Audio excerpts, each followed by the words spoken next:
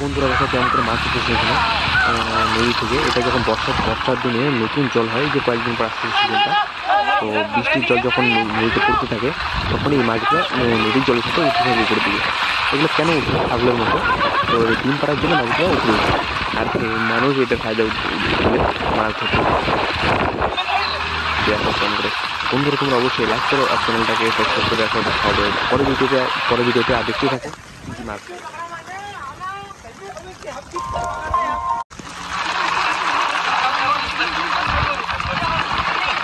মানুষ কত কত মাছ উঠছে এই জায়গার মধ্যে, নদীতে এইতে সেই জলটা, সেখান থেকে মাছগুলো উঠে আসে।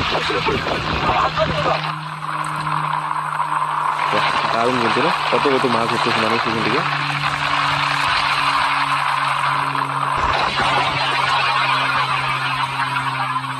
এই দেখো, এই দেখো, এই দেখো, এই দেখো, এই দেখো।